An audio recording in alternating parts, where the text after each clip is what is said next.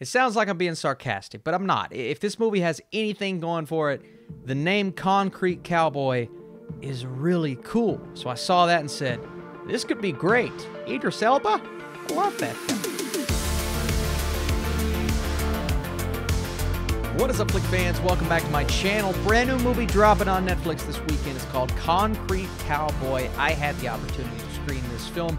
It's actually one that dropped at film festivals last year. I remember people talking about it, and you have an extremely intriguing cast with Caleb McLaughlin and, of course, Idris Elba. We're going to talk about it. If you guys like these Netflix reviews, we're doing them every single week.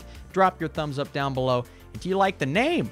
Concrete Cowboy. All right. So a teenager discovers the world of urban horseback riding when he moves in with his estranged father in North Philadelphia. So in this drama, we have 15-year-old Cole, played by Caleb, like I said, and straying away from Stranger Things. That's where we know him. I was excited to see him in another project. A lot of people have been circulating the word and the name Miles Morales. I'm like, oh, but I've got to see if he can do anything outside of Stranger Things. And thankfully, he's very good in this movie. He's very competent. You buy that relationship with Idris Elba. And I don't really need to say anything about Idris Elba because we all know, I mean, we've seen him in a movie before. We know he's good and he's going to bring it. And that's the relationship that carries us through this film. Well, at least it should be. And I bought it because they're really good. I bought it because of the actors. It wasn't as much the writing. I do think it's extremely surface level at points, and I feel as if there should have been this feeling toward that relationship that I never quite got throughout the film, understanding their chemistry a bit more, a bit better. And a lot of my hesitancy is kind of having to do with the fact that it's falling into the formula of, oh, you have the son who comes in from a bad situation, kind of mirroring this horse that he is taking care of. No one believes that they can take care of it. They have to turn its life around while he is turning his life around. And it's that relationship between he and his father, well, the one that kind of forms throughout this film because he didn't really know his father, that moves us through this film. And then you have this, what's referred to as this urban cowboy subculture, which has actually existed for more than 100 years. In real life, it's based on the real-life Fletcher Street stables, and what they do is provide a safe haven for the neighborhood despite surrounding violence and poverty and essentially things that are mirroring what we see in real life, and there's absolutely a connection to be had from that standpoint. Honestly, there's some things that happen at the end, during, we'll say before the credits, and I saw that and said, I actually almost would have preferred this movie to maybe go more that route as opposed to the route that it goes.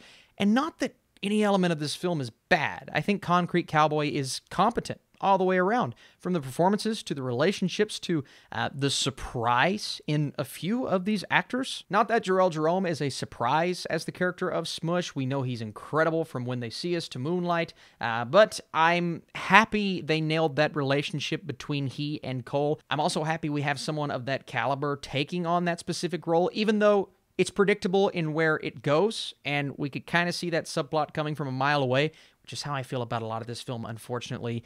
You have a lot of really great elements leading us through this movie as a whole. It's the showcase of culture. It's the showcase of what goes down between this large group of people. It's almost that idea we'll see in some of these westerns. You have the horse whisperer, the person. There's one scene in particular where Cole goes in and has to calm this horse down, going crazy. It's a really heartbreaking moment when you think about the circumstances of the characters and what he is going through. And that's the thing here, is we get a lot of depth from that perspective. But when it comes to the actual dialogue and conveying that depth to us as the audience, I'm not going to say it falls flat, but it's almost like I needed more from every scene. I needed more from every impactful moment. The cinematography, it's nice. The way the story is told, it's nice, but it just feels like it goes on and it never really reaches any type of climax, and there's so much that we could have explored with that father-son relationship that we never quite got to, and that is the big unfortunate part for me with Concrete Cowboy, is the fact that the film never quite reaches its full potential, even though all of the elements are in place to give us something extremely compelling. So, solid performances, an interesting premise, absolutely.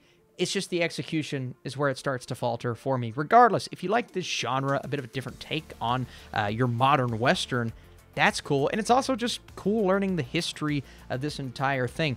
I need you guys in the comments down below. And before I give you my score, if you guys like these videos, drop your thumbs up and follow me on Twitter. I'm reacting to all of the news and movies that I don't talk about on this channel. As for my score, I'm going to 60%. I think it's right there at that fresh mark, but it never quite goes over that. I would say this movie is okay at the end of the day. Maybe you liked it more than me. Maybe you didn't like it as much. Appreciate you big time for watching this video. Concrete Cowboy coming to Netflix this weekend, as well as a lot of other stuff that we're gonna talk about.